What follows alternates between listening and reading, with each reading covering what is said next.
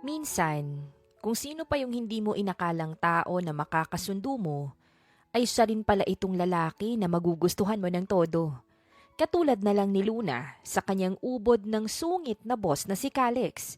Pero paano kung isang araw, magbago ang ihip ng hangin para sa kanilang dalawa? Ang ganda ng bahay, parang palasyo. Excited na saad ni Luna nang makababa sa tricycle na kanyang sinakyan. Pumasok na siya sa loob ng dahan-dahan. Bumukas ang malaking gate. Mas namangha pa siya sa kanyang nakita. Bago pa man siya makapagsalita, nakita na niya ang isang gwapong lalaking nakatayo sa di kalayuan sa kanya. "Magandang umaga po," saad ni Luna. "You're late." Malamig na saad ng lalaki. Napaawang ang labi ni Luna sa kanyang narinig. Hindi makapaniwala sa kasungitan ng kanyang boss. Malapalasyo yung bahay, pero yung nakatira demonyo. Bulong niya sa kanyang sarili, na mukhang narinig ng lalaki dahil sumama ang tingin nito sa kanya. "May sinasabi ka?" Kunot noong tanong pa ni Calix. Wala po. Sabi ko ang ganda po ng bahay niyo." Pilit ang ngiting saad ng dalaga.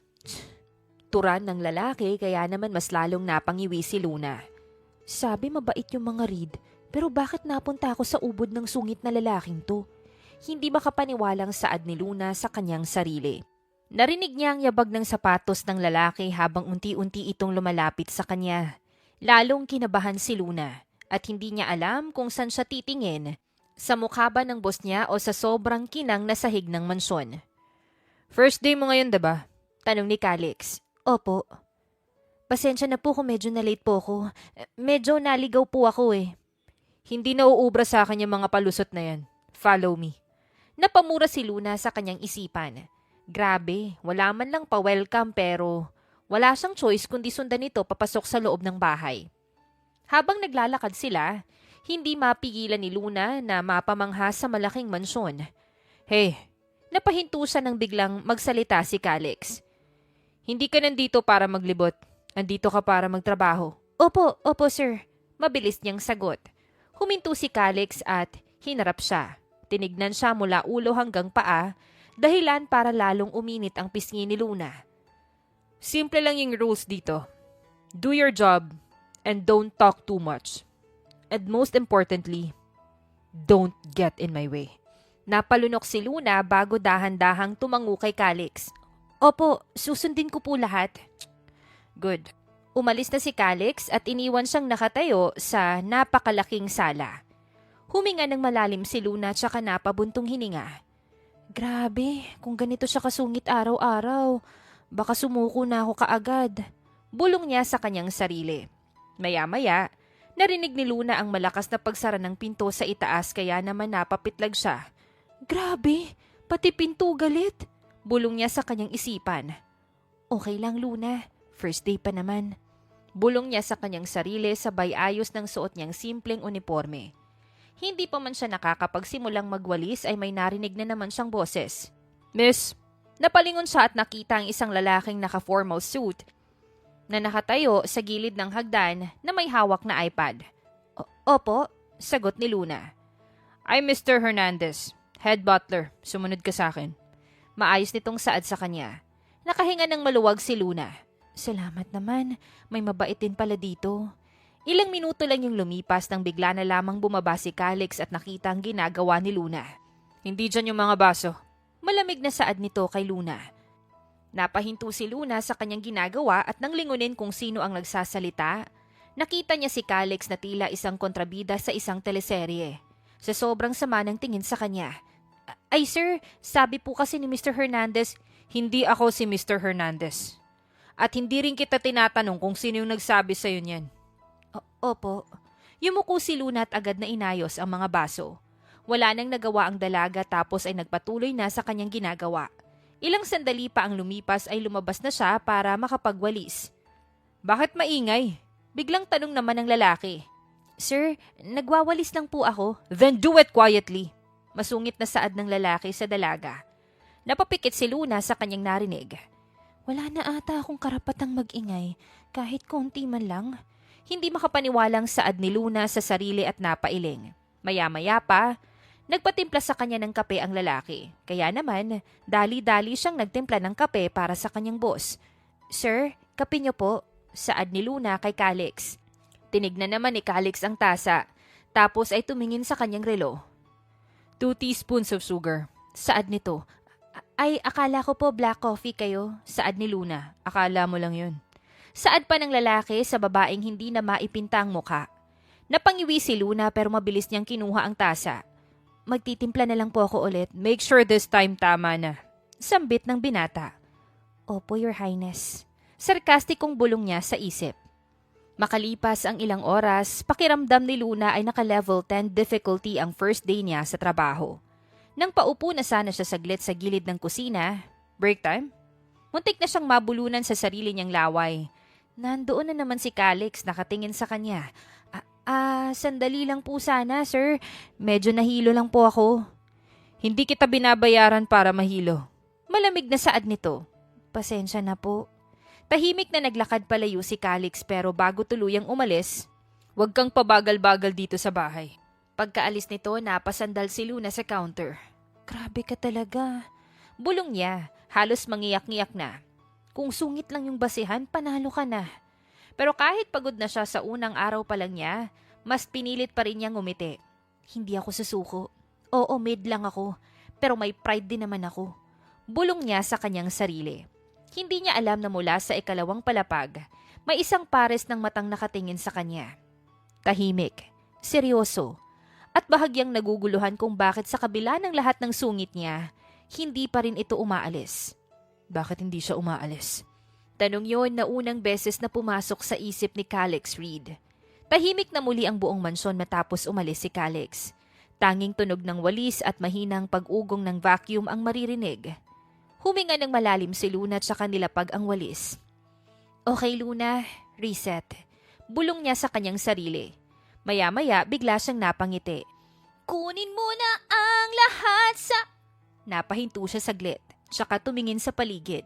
Wala namang tao, kaya nagpatuloy siya, mas malakas na. Sa akin, wag lang ang aking mahal. Habang naglilinis sa sala, ginawa niyang mikropono ang hawak na mop. Umikot-ikot pa siya sa gitna ng malapalasyong sala. Parang nasa karaoke bar lang. Salamat po, salamat po. Pabirong saad niya sa bayuko na parang may imaginary audience. Kinuha niya ang basahan at nagsimulang magpunas ng mesa pero hindi pa rin siya tumigil sa pagkanta.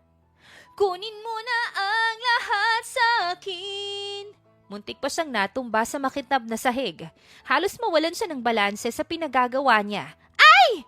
Napahiyaw siya sabay tawa. Okay lang, Luna. Buhay ka pa naman. Hindi niya napansin na kanina pa pala siya pinagmamasdan ni Calix na nasa itaas. Nakatayo ito, may hawak na cellphone habang nakakunot ang noo sa babaeng kanina pa naglilinis na sinasabayan ng kung ano-ano. Anong ginagawa niya? Baliw ba to? O sadyang masaya lang talaga? Bulong ng lalaki sa kanyang isipan. Kahit sandali, pag-ibig mo sana. Bigla siya'y umikot, sabay taas ng basahan. At, muntik na niyang mabitawan ng hawak nang makita si Calix na nakatayo sa harapan niya. Sir, nandito po pala kayo. Gulat na saad niya. Namumula ang mukha. Tumikhim si Calix. Ang ingay mo. Napatigil si Luna at agad na napayuko. Pasensya na po, hindi ko po alam. Next time, hinaan mo yung boses mo. Opo. Mahina niyang sagot. Akmang tatalikod na sana si Calix nang magsalita ulit ito. Pero, kaya naman napatingin ulit si Luna sa kanya. Malinis. Dagdag ng lalaki. Nanlaki ang mata ni Luna tapos ay nagulat sa narinig ng lalaki. Ha? Malinis yung sahig. Dagdag nito tsaka naglakad palayo na parang walang nangyari. Nanatiling nakatayo si Luna habang nakatulala pa rin. Sinabi niya ba talaga yun? Bulong niya. O nag-iilusyon na ako. Samantala, pagdating ni Calix sa itaas, bakit hindi nakakainis? Anya sa kanyang sarili, pero agad din siyang napailing. Ridiculous. Bulong pa niya. Makalipas ang ilang minuto, pilit na itinuloy ni Luna ang paglilinis pero mas maingat na siya ngayon. Mahina na lang yung pagkanta niya, hindi na sintonado, hindi na rin todo yung kanyang emosyon. La la la la. Focus, Luna. Bulong niya sa sarili. Trabaho to, hindi concert. Habang nagpupuna siya ng salamin, napansin niya ang sarili niyang refleksyon. Nakapusod yung buhok, bahagyang may pawis ang noo pero may ngiting hindi niya mapigilan. Ang arte mo? Sabi niya sa sarili, masungit yun, huwag ka nang umasa. Sa kabilang dulo ng bahay, nakaupo si Calix sa kanyang home office. Nakabukas yung laptop, nakapila ang mga emails, pero ilang minuto na siyang walang tinatype. Ang ingay kanina, hindi niya rin namalayang napabuntong hininga siya. Kuya, napalingon siya sa tumawag sa kanya. Nandun si Brent, ang pangalawang kapatid niya na nakasandal sa pinto. Why does the house feel different? Tanong pa ni Brent habang nakangisi sa kanya. Ano pinagsasasabi mo? Malamig na sagot ni Calix. Kanina may kumakanta. Dagdag pa ni Brent. Akala ko may party. Staff. Maikling sagot pa nito. Tumango si Brent. Lalo pang umiti sa kanyang nakatatandang kapatid. New maid. Hindi sumagot si Calix. Interesting. Matagal nang tahimik dito. Lumabas ka na. Putol pa ni Calix. Tumawa si Brent bago tuluyang umalis. Relax kuya. Baka kailangan mo lang ng konting music. Sa kusina, nag-aayos si Luna ng mga pinggan nang biglang, Luna, muntik na siyang mapatalon dahil sa biglang nagsalita. Sir? Dinner at 7. Utos pa ni Calix. Simple. Opo. Ano gusto niyong ulam? Tanong ng dalaga. Kahit ano. Wow, miracle. Bulong ng dalaga sa kanyang isipan. Opo sir. Sagot niya habang nagpipigil ng ngiti. Pero bago pa tuluyang umalis si Calix, huminto ito sandali. Kanina, sabi niya, nang hindi nililingon si Luna. You don't have to stop completely. Napakurap si Luna sa kanyang narinig sa kanyang boss. Po? Basta wag lang masyadong maingay. Saad ni Calix. Tapos ay umalis na ito kaagad. Napatulala naman si Luna sa kanyang narinig. Hindi alam kung anong gagawin. Pinayagan niya ako? O nag-iilusyon na naman ako? Ngumiti siya ng malaki, tsaka muling humawak ng basahan. Soft version na lang Anya sa kanyang sarili at napangisi. Kinabukasan, maagang nagising si Luna. Mas maaga pa kesa sa alarm niya. New day, new hope. Bulong pa niya sabay tali ng buhok. Baka good mood na si Sir ngayon.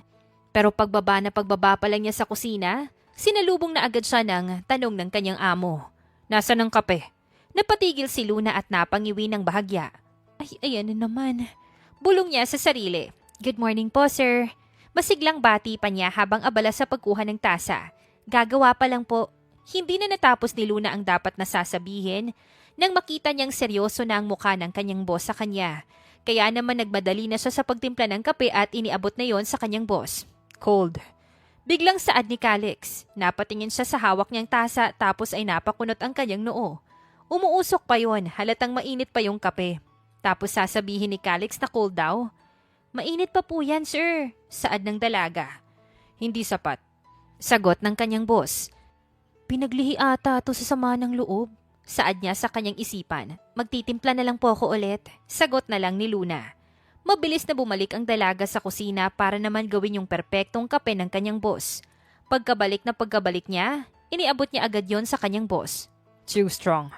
Sabi naman ng lalaki. Napasinghap nang wala sa oras ang dalaga. Ano pa kaya ang kapeng hinahanap ng lalaking ito? Hindi na alam ni Luna kung ano na ba yung gagawin niya. Halatang pinapahirapan talaga siya ng kanyang amo. Sir, kahapon po, black coffee, iba na ngayon. Mabilis na sagot ni Calix sa dalaga. Napapikit si Luna sa kanyang narinig tapos ay pinakalma ang kanyang sarili. Tsaka ngumiti sa kanyang boss. Lord, bigyan niyo po ko ng pasensya kahit konti lang. Saad niya sa kanyang sarili. Akala ni Luna hanggang dun lang. Akala niya magiging okay na sa susunod na araw. Pero mas lalo lang atang lumalala ang kasungitan ng kanyang boss. At konting-konti na lang din ay mawawala na siya ng pasensya dito. Sa dining area habang inaayos niya ang mesa, narinig niya ang pamilyar na yabag ng kanyang boss. Bakit mali yung ayos ng kubyertos? Tanong pa nito nang makita ang ginagawa ng dalaga. Po? Knife should be on the right. Ilang beses ko bang uulitin? Sabi pa nito. First time mo pa lang pong sinabi, sir. Yon ang gusto niyang isagot sa kanyang boss pero ngumiti na lang siya. Pasensya na po. Saad niya sa lalaki.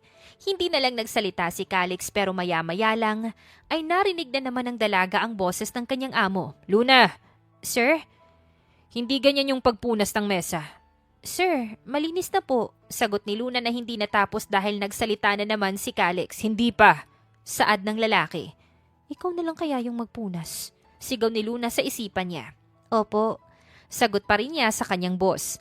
Dahil sa sobrang inis ng dalaga, hindi na niya napigilan ang sarili at napabulong na lang. Kung may contest ang yung kasungitan, for sure may gold medal ka na. Anong sabi mo? Mabilis na tanong pa ni Calix. Kaya naman natigilan si Luna at nanlaki ang kanyang mga mata nang marinig ang boses ng kanyang boss. Ay, patay. Bulong niya sa kanyang isipan. Nang mapalingon siya, nakita niya si Calix na nakakunot ang noo sa kanya. Kaya naman agad na kinabahan ang dalaga.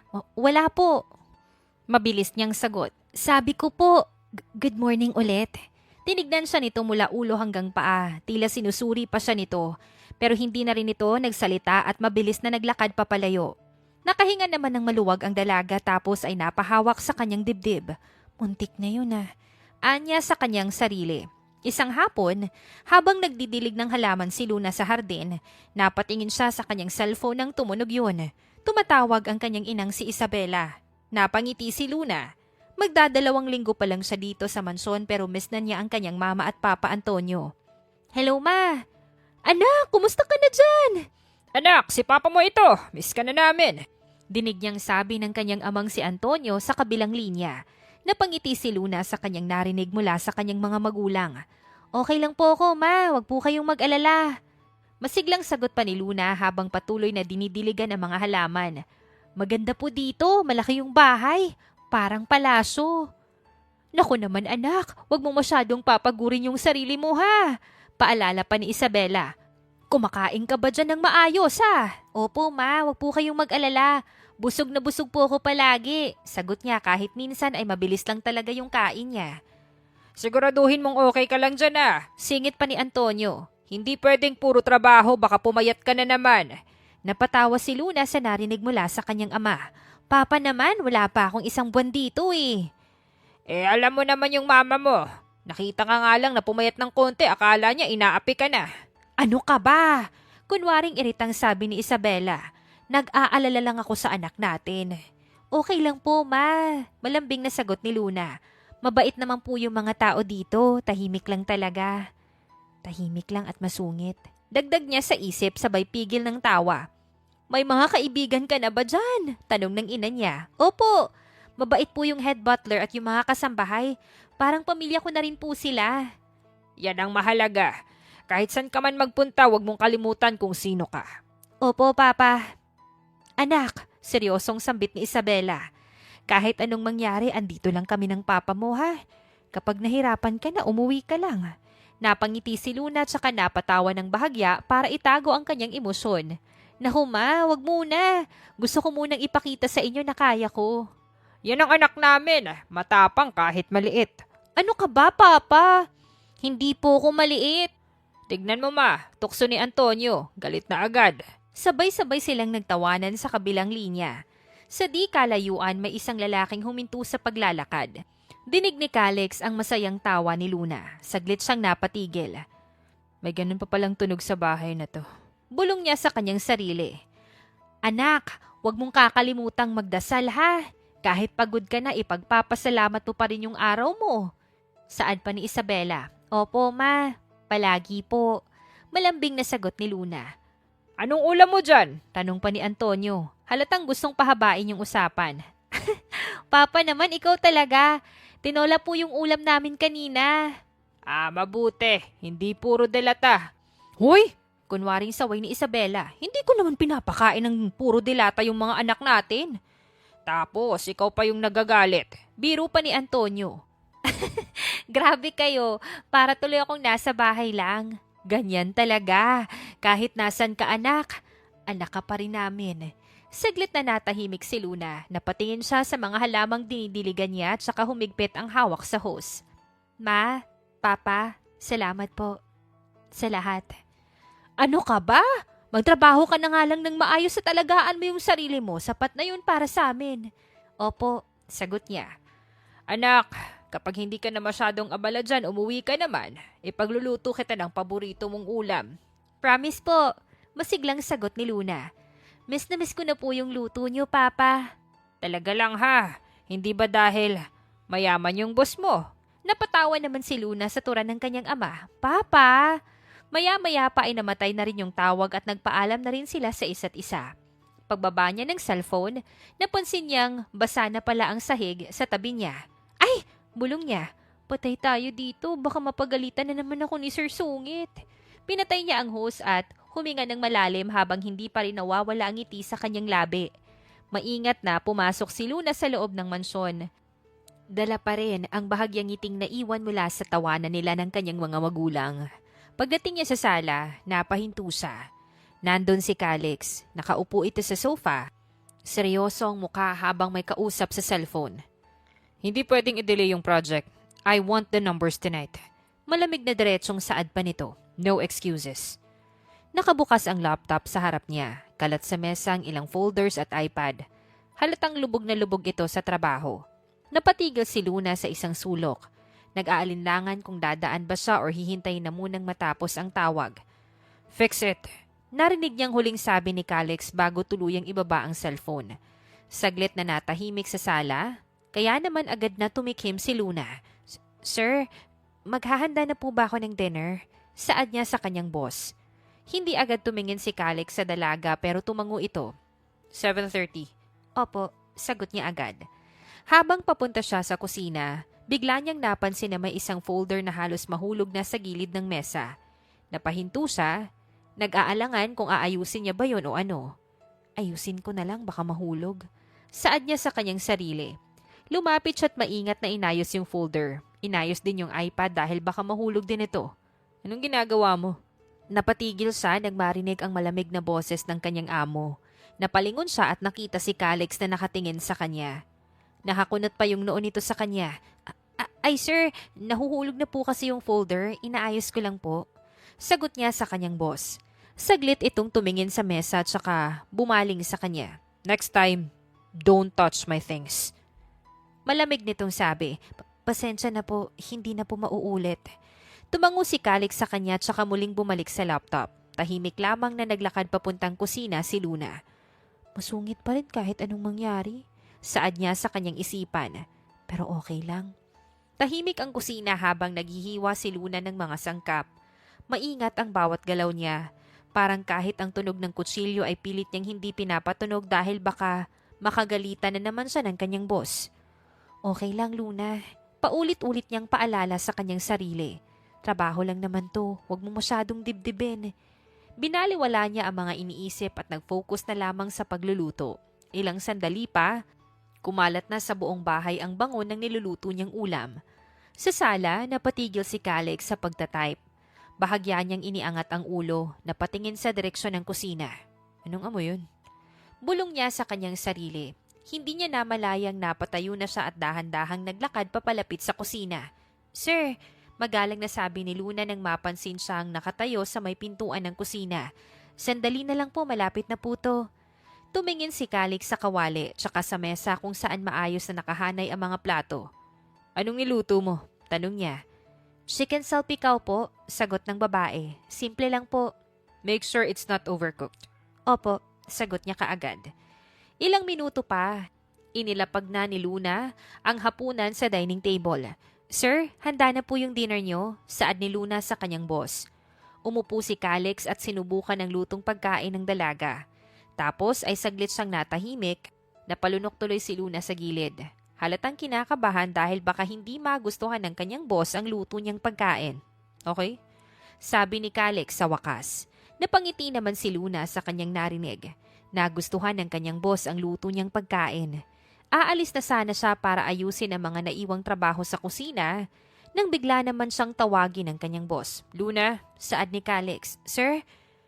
Kanina sa hardin, narinig kita. Nanlaki ang mga mata ni Luna sa sinabi ng kanyang boss. Pasensya na po kung hindi. I mean, your laugh. Natigilan si Luna sa sunod na sinabi ni Calix sa kanya. It's loud. Dagdag nito. But the house didn't feel empty. Sandaling natahimik ang buong dining area dahil sa mga sinabi ni Calix. Hindi naman nakapagsalita si Luna dahil hindi niya alam kung ano ang ibig sabihin nun. Pwede ka nang magpahinga pagkatapos. Saad ni Calix sa dalaga. Opo, salamat po. Matapos magligpit ng hapag, dahan-dahang naglakad si Luna papunta sa kanyang silid. Pagod ang katawan niya pero magaan ang loob. Ibang-iba sa pakiramdam niya noong mga unang araw. Hindi pala siya laging masama, naisip niya habang nagbibihis. Siguro nasanay lang siyang mag-isa. Naupo siya sa gilid ng kama at kinuha ang cellphone. May bagong mensahe mula sa kanyang ina. Ingat ka palagi anak, proud kami sa iyo ng papa mo. Napangiti si Luna at mabilis na nag-reply sa mensahe ng kanyang ina sa kanya. Miss ko na po kayo, okay lang po ako dito, promise. Ipinatong niya ang cellphone sa tabi at dahan-dahan na ring humiga. Habang nakatingin pa sa kisame. Salamat po, bulong niya at hindi alam kung para kanino nga ba yon. Sa sumunod na araw, hindi alam ni Luna kung bakit tila may kakaiba. Hindi naman tuluyang nawala ang kasungitan ng kanyang boss, pero nabawasan ito kahit papano. Sir, mag-almusal na po kayo, wika niya gaya ng nakasanayan. Tumingin si Calix sa lamesa, tapos sa kanya, kumain ka na ba? Po? Napahinto si Luna sa naging tanong nito. Napakurap ang dalaga, hindi makapaniwala sa narinig mula kay Calix. First time kasi yun, kaya naman hindi talaga siya makapaniwala. Kumain ka na ba? Ulit na tanong ni Calix. Opo, sagot niya kahit hindi naman talaga siya kumakain. Tumango si Calix sa kanya at saka umupo at nagsimulang kumain.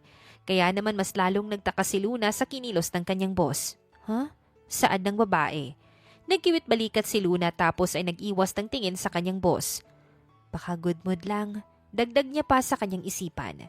Maya-maya pa habang naglilinis siya sa likod ng bahay, bigla niyang narinig ang boses ng lalaki. Huwag mong buhatin yan mag-isa. Saad pa nito. Sir? Nandyan naman sila Alan.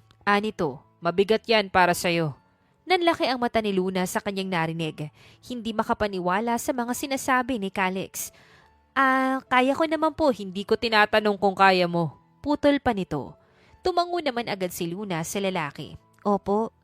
Habang papalayo si Calix sa kanya, hindi niya mapigilang magtaka sa mga nangyayari.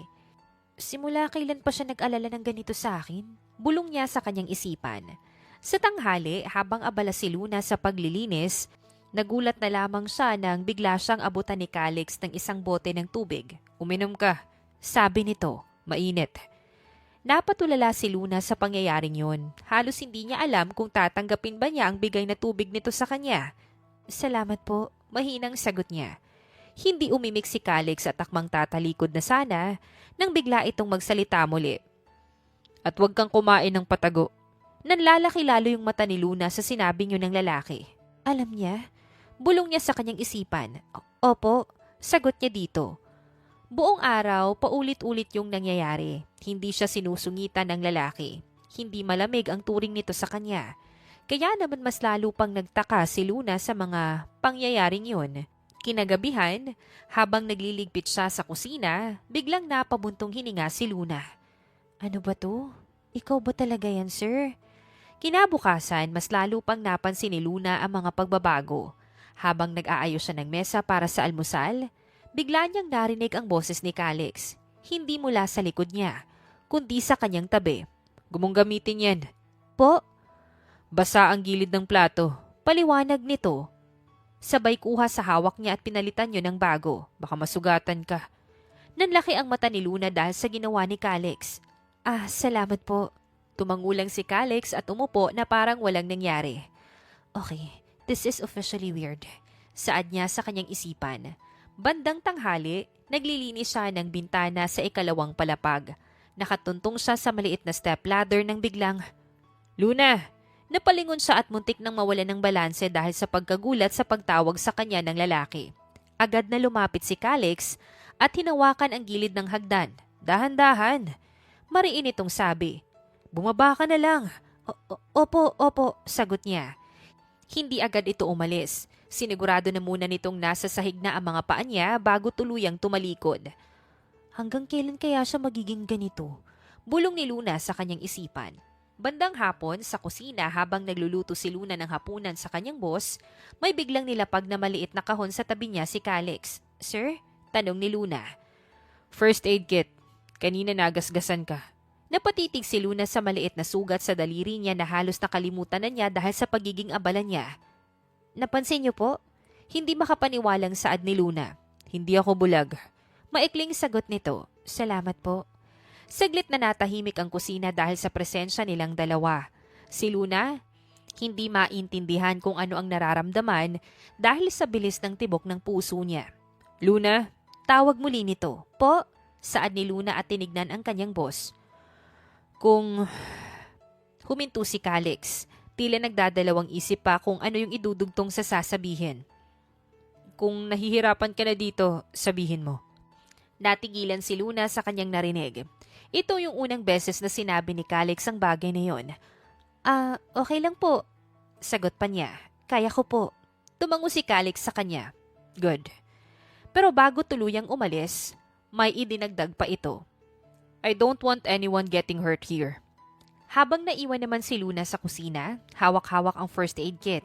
Puno ng tanong sa isip at kakaibang init sa kanyang dibdib. At sa gabing yun, habang nagdarasal siya bago matulog, may isang bagay siyang hindi maiwasang banggitin. Lord, ano po ba talagang nangyayari? Isang hapon, abala si Luna sa pag-aayos ng mga kurtina sa sala nang marinig niyang bumukas ang pinto. Napalingon siya doon at nakita niya ang kanyang boss na si Calix. Sir, maaga po kayo ngayon ah. Karaniwan ay gabi na kung umuwi si Calix kaya't hindi niya mapigilang magtaka. Hindi naman agad sumagot ang lalaki.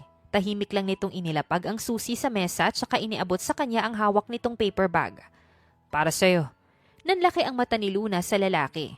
Napatingin sa paper bag na hawak nito. Po? Kainin mo. Hindi ka pa nagmemeryenda. Dahan-dahan niyang kinuha ang paper bag at sinilip ang laman nito. Turon at banana Q? Gulat niyang sabi. Napatingin siya kay Calix, halatang hindi makapaniwala. Paborito ko po to, mahinang sabi niya. Accident lang, sagot agad nito. Nadaanan ko lang habang nagmamaneho pa uwi. Salamat po, sir. Tumingin si Calix sa ibang direksyon tapos ay tumikim. Huwag ka na munang magtrabaho, magpahinga ka na muna. Opo, sagot niya. Maingat na umupo si Luna sa sofa, hawak pa rin yung paper bag na parang isang bagay na baka biglang maglaho kapag binitawan niya. Kumuha siya ng isang pirasong turon at napangiti ng malaki. Ang init pa, bulong niya. Grabe. Habang kumakain, napatingin siya sa hagdan, iniisip kung totoo ba ang nangyari o nag-iilusyon lang siya. Bakit niya alam at bakit siya umuwi ng maaga? Maya-maya bumaba si Calix na may hawak na folder. Luna? Agad na napatayo si Luna nang marinig ang boses ng kanyang boss. Sir? Relax, hindi kita uutusan. May itatanong lang ako. Dagdag pa ni Calix. Anong oras ka kadalasang nagmemeryenda? Bandang 3:00 po, sagot niya. Tumango ang lalaki sa naging sagot ni Luna. Kaya pala. Po? Naguguluhan niyang tanong. Wala. Iling na saad ng lalaki sabay talikod sa dalaga. Ituloy mo lang yan. Opo, sagot ni Luna. Kinagabihan habang naghahanda si Luna ng hapunan, mas magaan ang kilos niya. Dahil siguro kahit papano ay gumagaan na ang loob sa kanya ng kanyang boss. Dahil sa pinapakita nitong kabaitan sa kanya. Mas gusto ko yung version ni Sir na ganito, mas magaan. Nakangiting bulong ng dalaga sa kanyang sarili. Sa sumunod na mga araw, hindi nila namamalayang nagiging malapit na pala sila sa isa't isa. Isang umaga, habang nag-aalmusal si Calix, abala si Luna sa pag-aayos ng mesa. Sir, mainit pa po yung kape nyo, baka po mapaso kayo. Hindi na ako bata, sagot ni Calix. Imbis na umatras, bahagyang napangiti si Luna. Opo, pero boss ko po kayo. Kawawa naman po kayo kapag mapaso kayo. Hindi naman nakapagsalita si Calix sa kanyang narinig tapos ay napailing na lang. Salamat. Mahinang tugon pa nito. Isang hapon, habang naglilinis si Luna sa bookshelf sa sala, biglang may nahulog na libro. Ay! Napasigaw siya. Agad na lumapit si Calix nang marinig ang sigaw na yun ng babae. Anong nangyari? Wala po, sagot niya habang hawak ang libro. Mabigat lang po. Tinignan ni Calix ang hawak na libro ng dalaga. You read? Opo, sagot niya. Mahilig po ako sa romance tsaka konting self-help. Sabi ni Calix. Kaya pala. Po? Nagtatakang tanong niya. Kaya pala palagi kang optimistic. Sagot nito. You believe things work out? Napangiti si Luna dahil doon. Kailangan po. Kung hindi, susuko na lang po ako. Natahimik sandali si Calix bago dahan-dahang tumango. Makes sense.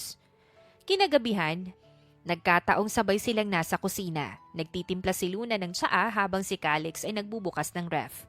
Sir, tanong niya, hindi po ba kayo napapagod? Napalingon si Calix sa babae nang nagtanong ito. Sa trabaho? Opo. Tsaka sa pagiging laging strong, dagdag ng babae. Napapagod pero hindi ko pwedeng ipakita. Pwede naman po, kahit minsan, sagot ni Luna. Sandali silang nagkatingin ng dalawa at ayan na naman yung mabilis na tibok ng puso ni Luna na hindi niya lubos maipaliwanag. Good night, Luna, sabi ni Calix sa wakas. Good night din po, sir, sagot niya. Hindi natapos sa ganon ang lahat. May mga gabing nagtatanong si Calix kung kumain na ba siya. May mga umagang si Luna na yung nagtatanong kung natulog ba ng maayos ang kanyang boss. Sir, inaantok na po kayo, saad ni Luna sa kanyang boss. Hindi naman masyado, saad ng lalaki. May eye bags na po kayo. Masungit na tugon ng binata. Napatawa si Luna dahil doon. Magpahinga rin po kayo minsan.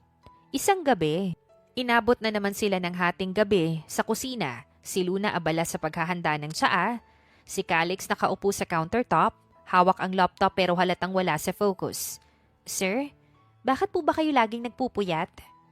Trabaho, sagot ni Calix pero hindi na kasing lamig ng dati. Hindi lahat natatapos sa office.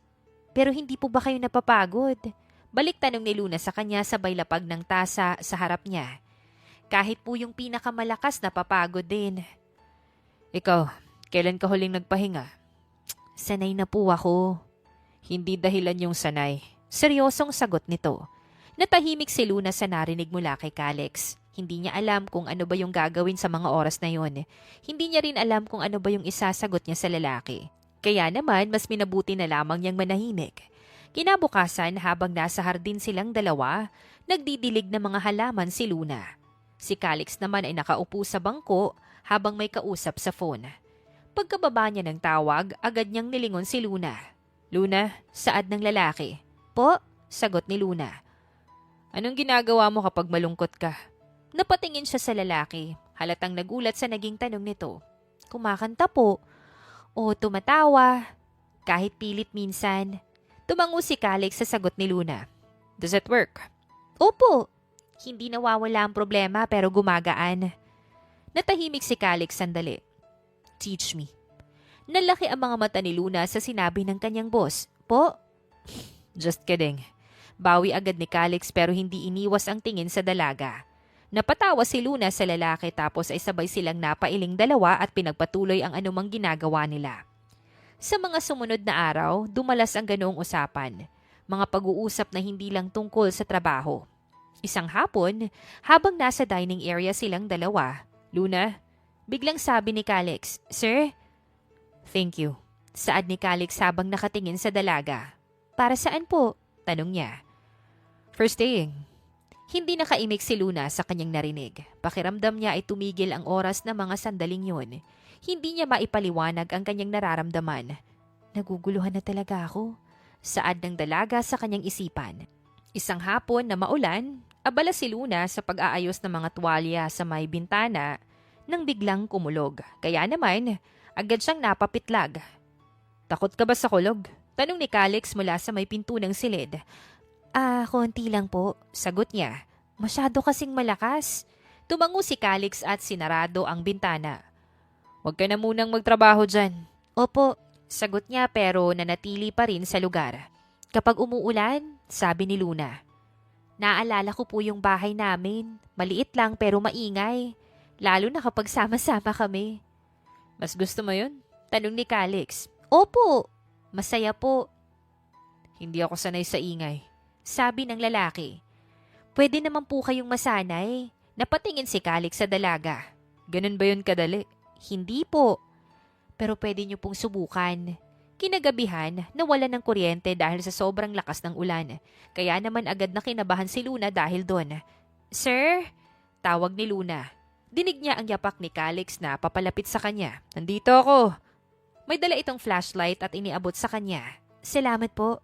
Sabay pa silang naupo sa sofa dalawa habang humuhupa naman yung kaba sa dibdib ni Luna. Hindi ka natatakot? Tanong ni Calix. Konti. Pero mas okay po kapag may kasama.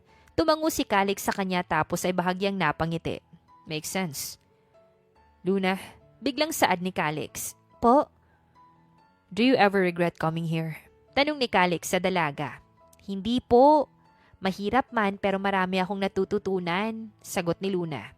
Like what? Tanong ng lalaki. Na may mga taong hindi agad nagpapakita ng kabaitan. Sagot niya sabay tingin kay Calix. Pero marunong magmahal. Nanlaki ang mata ni Calix pero hindi siya umiwas ng tingin sa babae. Sa halip ay mas tinitigan niya pa ito. You're observant. Mahinang sabi niya. Maya-maya ay bumalik na rin ang kuryente kaya naman sabay nang tumayo ang dalawa at tila nakaramdam ng kung ano sa kanilang sarili. Good night, Luna. Sabi ni Calix. Good night, Calix. Saad ng babae, hindi na napansin na, hindi na niya ito natawag na sir. Kinabukasan, habang abala sa kusina si Luna, napansin niyang may isang tasa ng kape na nakahanda na sa mesa. Napakunot ang noon niya, hindi naman siya nagtitimpla ng kape kaya kanino yon? Sir? Mahinang tawag niya. I'm here. Sagot ni Calix. Nagulat si Luna nang makita si Calix na nakatayo sa may counter. Nakasuot ng simpleng polo shirt at mukhang bagong gising. Kayo po yung nagkape? Tanong niya. Tumango si Calix. Napansin ko kasing hindi ka umiinom ng kape kapag walang almusal. Napangiti si Luna sa lalaki. Hindi alam na napansin na pala yun ng kanyang boss. Napansin niyo pa po yun?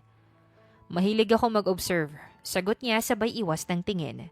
Matapos ang usapan na yun, ay naghanda na sila ng kanilang mga plato sa hapag para sabay na rin silang makakaing dalawa. Nagsimula na silang kumaing dalawa at habang nasa hapag, nagkwentuhan sila.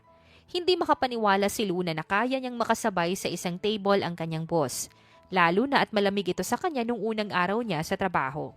Hindi niya alam kung bakit biglang nag-iba ang ihip ng hangin pero masaya siya na ganito sila ng kanyang boss. Pero natatakot din siya dahil tila nag-iiba na yung nararamdaman niya para sa lalaki. Napailing si Luna sa kanyang naisip. Ano ba, Luna? Huwag kang mag-isip ng ganyan. Hindi pwede, kasambahay ka lang. Saad ng dalaga sa kanyang isipan.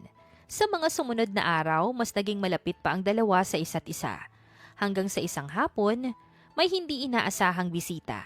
Naroon si Margaret at Alejandro, ang mga magulang ni Calix. Nagulat nang makitang magkasama sa garden ang dalawa at nagtatawanan. OMG! May asawa ka na! Tili ni Margaret nang makita ang dalawa. Mom, Dad, saad ni Calix. Calix, bakit di mo sinabi sa amin na may asawa ka na? Saad pa ng ina ni Calix. Hindi po. Hindi pa natatapos ni Luna ang sasabihin nang mahigpit na siyang yakapin ni Margaret at parang matagal na siyang hinintay.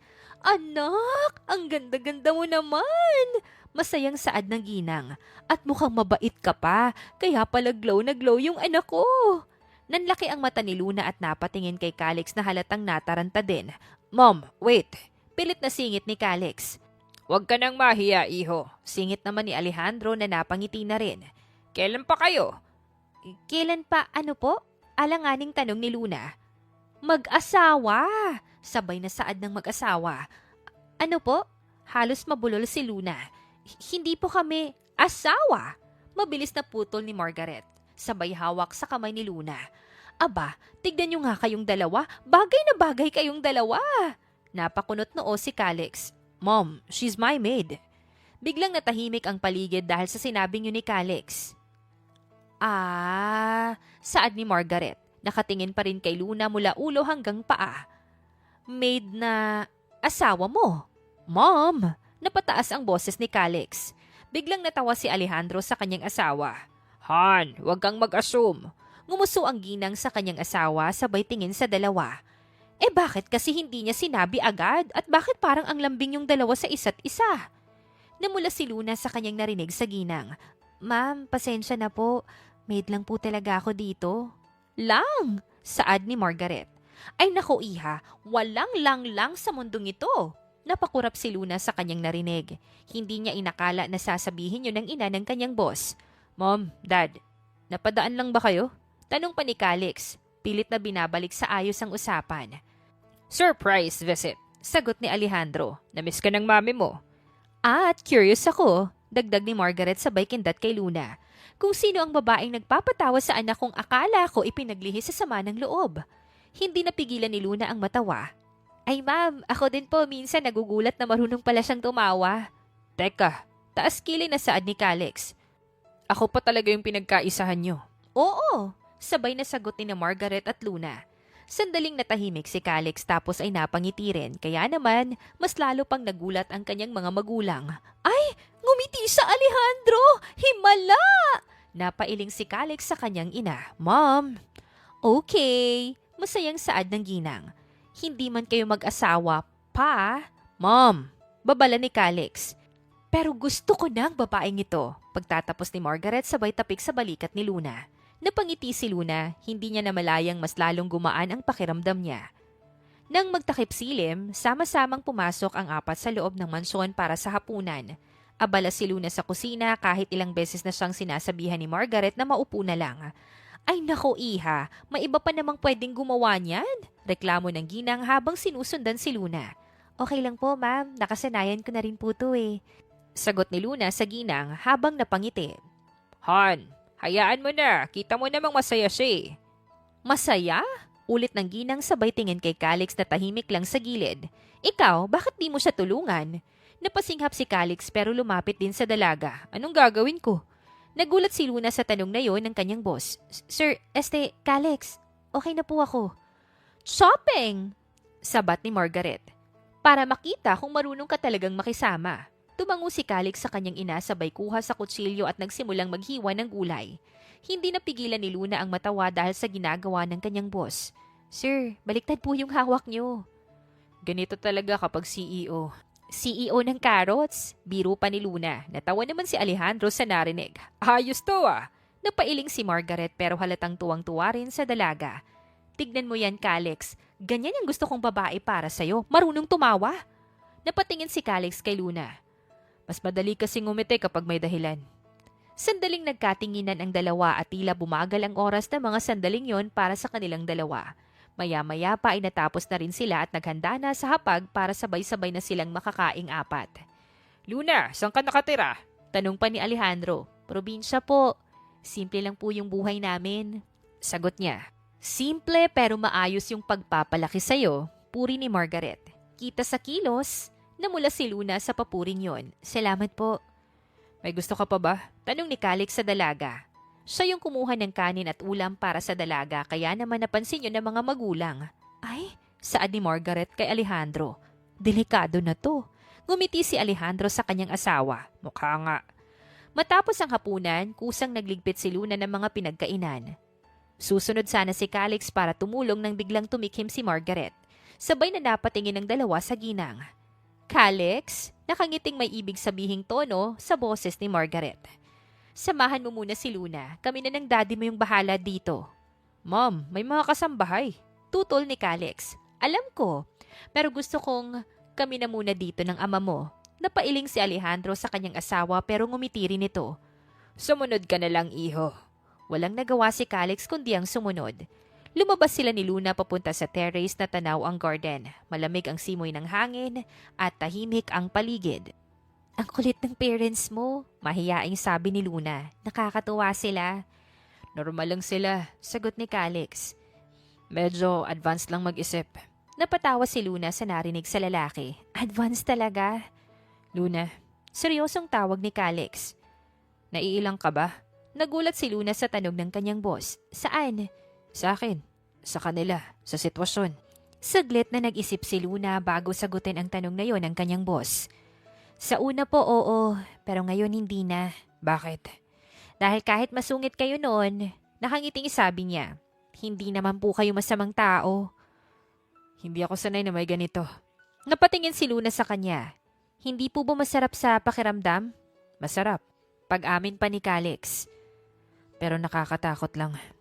Okay lang pong matakot. Basta wag pong umatras. Nagtagal ang tingin ni Calix sa kanya. Parang may gustong sabihin pero piniling manahimik na lang muna. Sa loob ng mansyon, nakasilip mula sa bintana sina Margaret at Alejandro. Oh, bulong ni Margaret. Mukhang nahuhulog na yung anak natin. Matagal na, sagot ni Alejandro sa kanyang asawa. Matapos umalis ng mga magulang ni Calix, nakahinga ng maluwag ang dalawa. Lalo na si Calix, sabay na silang pumasok na ulit sa loob.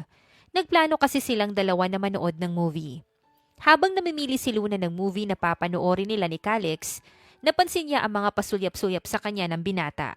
Pero minabuti na lamang niyang wag yun pansinin at nag-focus na lamang sa ginagawa. Mabilis na lumipas ang mga araw at mas lalo lang napalapit ang dalawa sa isa't isa. Habang si Luna naman ay pilit na pinipigilan ang nararamdaman para sa kanyang boss.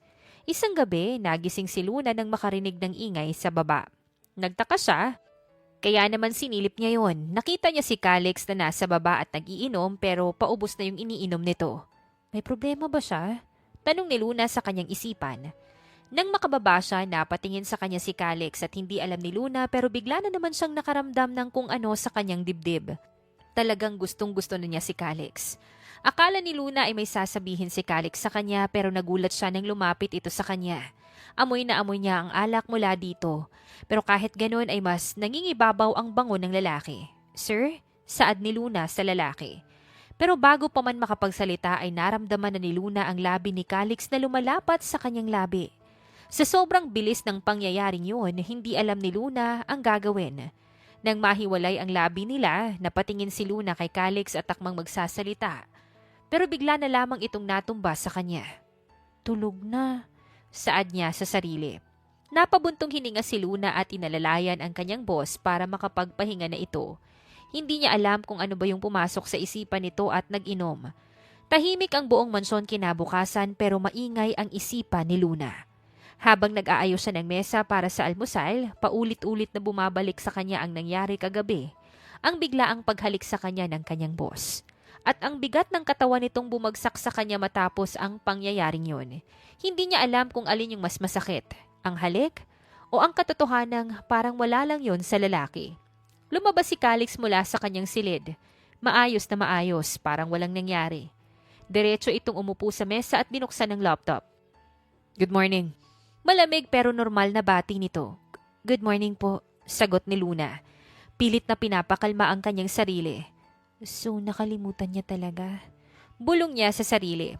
Habang nagliligpit siya ng pinggan, biglang nagsalita si Calix. Luna, napatigil ang dalaga sa kanyang ginagawa at mabilis na kumabog ang kanyang dibdib. Sir?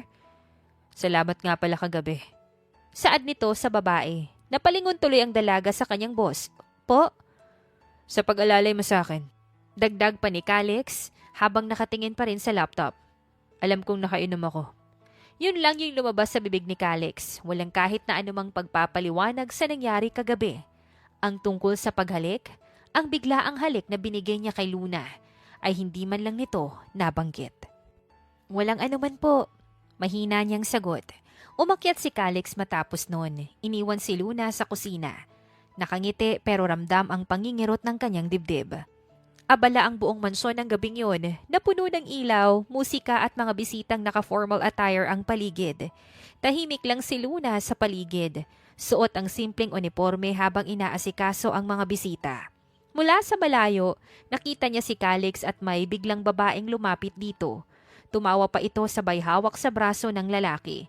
Nakikipag-usap naman si Calix ng maayos sa babae, pero si Luna, hindi na alam kung bakit biglang sumikip ang dibdib niya. Selos pa to? Tanong niya sa kanyang sarili. Hindi na siya nagtagal pa sa kanyang pwesto. Tahimik siyang nagpaalam sa head staff at lumabas sa garden para makahinga. Umupo siya sa isang bangko, pilit pinapakalma ang kanyang sarili. Bakit pa ako nasasaktan? Mahina niyang bulong, boss ko lang siya. Sigurado ka? Napapitlag si Luna. Napalingon siya at nagulat nang makitang si Calix ang nasa likod niya. Sir, gulat na Anya. Ba't po kayo? Hinahanap kita. Sagot ni Calix. Bigla kang nawala. Tumayo si Luna sabay iwas ng tingin sa kanyang boss. May kailangan po kasi akong gawin. Sandaling natahimik si Calix bago nagsalita ulit. Hindi totoo yan. Napatingin si Luna sa kanya. Ano po? May mali. Ramdam ko. Seryoso niyang sabi. Sabihin mo sa akin. Napahigpit ang hawak ni Luna sa kanyang mga kamay. Hindi na niya napigilan ang sarili kaya naman agad na niyang sinabi ang nararamdaman niya sa mga oras na yun. Nagsiselos ako. Bigla niyang sambit. Nanlaki ang mata ni Calix sa kanyang narinig. Selos? Oo. Dere-deretsong sabi ni Luna. Nanginginig pa ang boses nito. Kasi gusto na kita at masakit makita kayong ganun. Natahimik si Calix sa narinig tsaka dahan-dahan itong lumapit sa dalaga. Luna, marahan niyang tawag. Akala mo ba nakalimutan ko yung halik na yun? Napatingin si Luna sa binata. Nagulat sa narinig mula kay Calix at sa mga oras na yon, hindi na niya alam kung ano yung mga gagawin niya. Hinding-hindi. Dugtong pa ni Calix. Lasing ako noon pero malinaw sa akin ang naramdaman ko. Huminga siya ng malalim tapos ay nagsalita ulit. Gusto kita. Kaya, dagdag niya, kung papayag ka, gusto kitang ligawan. Sandaling hindi nakapagsalita si Luna. Natulala siya sa kanyang mga narinig mula kay Calix. Hindi niya alam na gusto na rin pala siya ng kanyang boss. Oo, pumapayag ako, sagot niya. Tahimik silang nagkatitigang sandali. Parehong hindi makapaniwala na nasabi na nila sa isa't isa ang mga salitang matagal nilang hindi nasabi. Ngayon ko lang narinig na pumayag ka. Biro ni Calix, bahagyang ngumiti para itago ang kaba sa kanyang dibdib. Baka bawiin mo pa. Desidido na ako. Luna. Hindi na, sir. Dahan-dahang lumapit si Calix sa babae at hinawakan ang kamay nito. Simula ngayon, hindi na kita pababayaan na mag-isip mag-isa. At hindi na kita hahayaang magselos ng walang dahilan. Napangiti si Luna sa narinig mula kay Calix. Kung magselos pa rin ako, di ipapaalala ko. Sagot niya sabay pisil ng kamay ni Luna. Na ikaw ang pinili ko. Habang nag-uusap silang dalawa, hindi nila alam na sa loob ng mansyon hinahanap na si Calix ng kanyang ina. Nasaan yung anak ko? Tanong ni Margaret sa isang staff. Sa bintana, nasilayan niya ang dalawa sa hardin na habang magkahawa kamay. Napaangat ang kilay ni Margaret tapos dahan-dahang napangiti. Ay, tama yung kutob ko. Sa mga sumunod na araw, tuluyan ang nagbago ang takbo ng buhay ni Luna at Calix. Madalas na silang mag-date. Minsan simple lang tulad ng paglalakad sa park na walang bodyguards. Minsan naman ay coffee date na nauuwi sa mahabang kwentuhan at tawanan. May mga pagkakataon ding si Calix mismo yung nagluluto para kay Luna kahit paulit-ulit itong tinutukso ng dalaga. Sigurado ka bang bilyonaryo ka? Wika pa ni Luna habang natatawa sa medyo sunog na pancake. CEO ako, hindi chef. Isang gabi, inimbitahan ni Calix ang mga magulang ni Luna na maghapunan sa mansyon. Nandun din sina Margaret at Alejandro. Napansin ni Isabela at Antonio ang mga sulyap at ngiti ng dalawa sa isa't isa.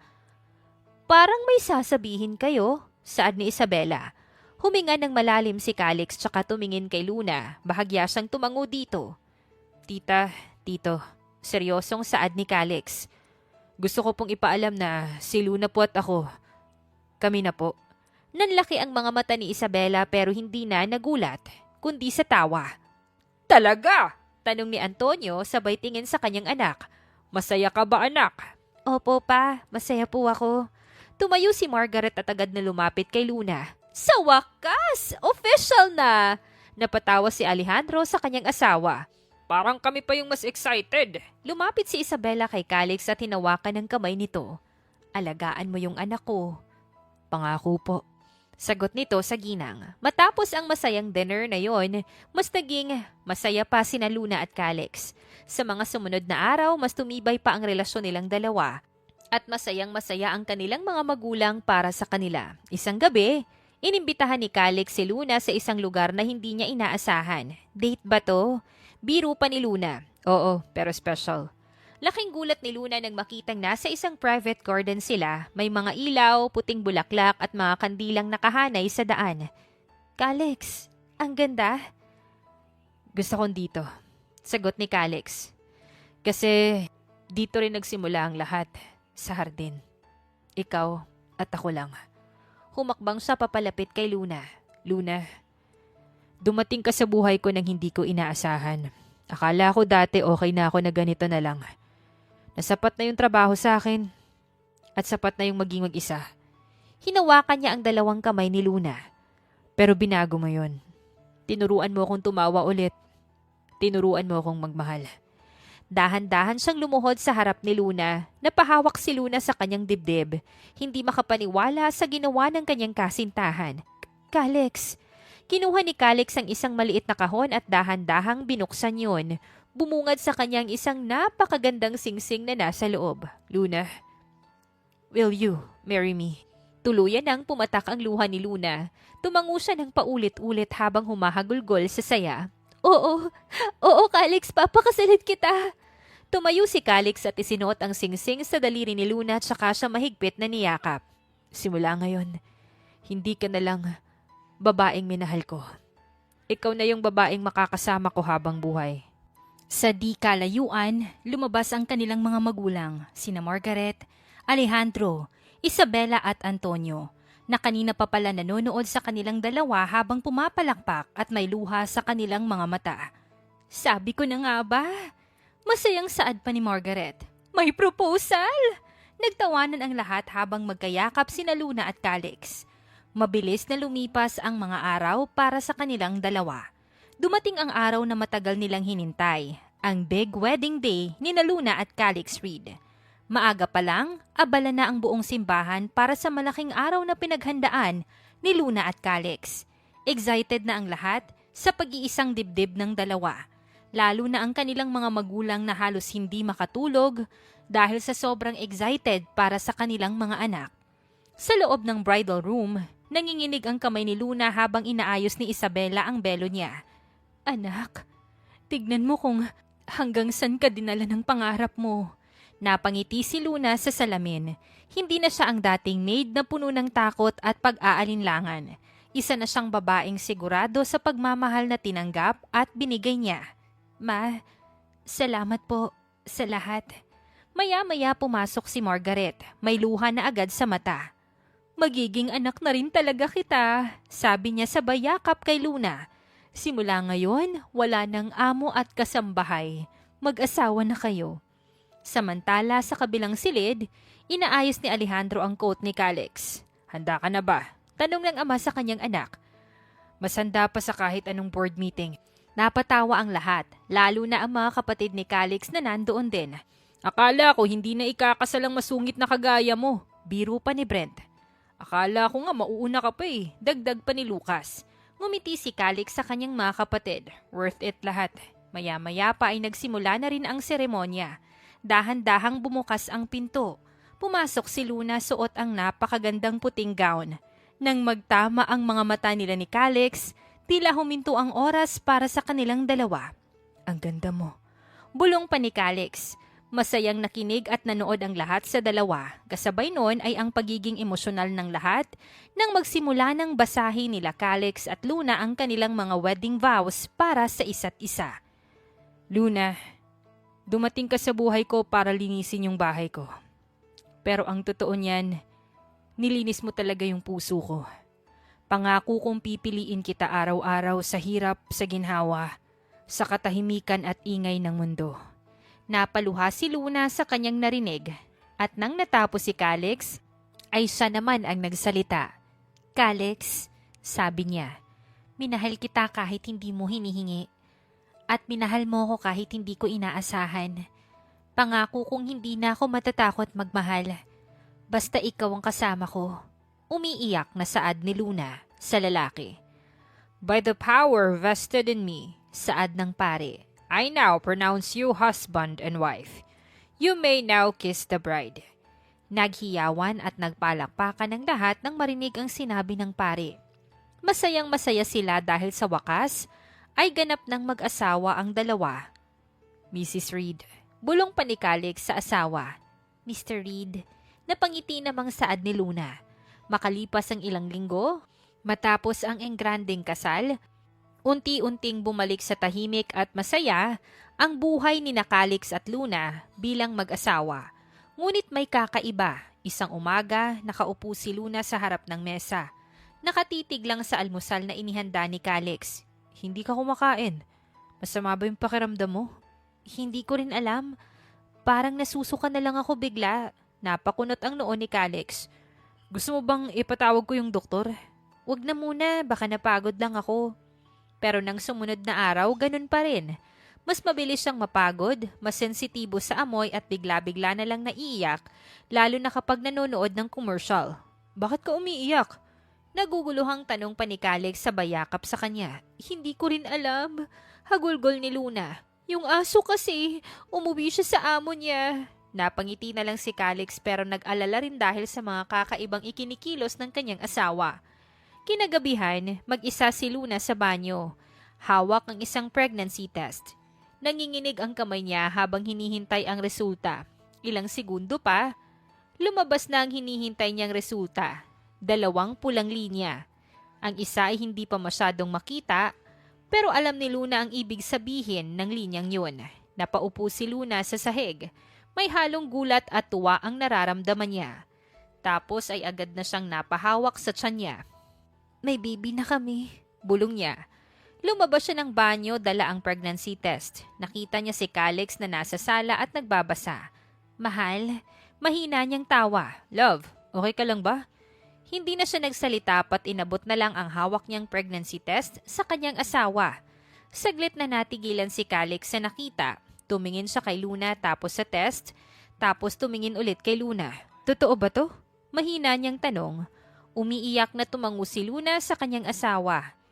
Biglang lumapit si Calix at mahigpit siyang niyakap. Halos hindi makapaniwala sa nalaman. Magiging daddy na ako. Bulong niya. Oo, magiging mommy na rin ako. Napaluha si Calix sa kanyang narinig.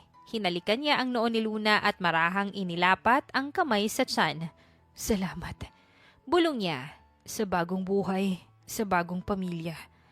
Sa mga sumunod na araw, tuluyan ang nagbago ang mundo ni Calix at umiikot na yon kay Luna at sa munting buhay na nasa sinapupunan niya. Mahal, huwag mong buhatin yan. Agad na sabi ni Calix nang makita siyang kumukuha ng paso ng halaman. Calix, magaan lang to. Hindi.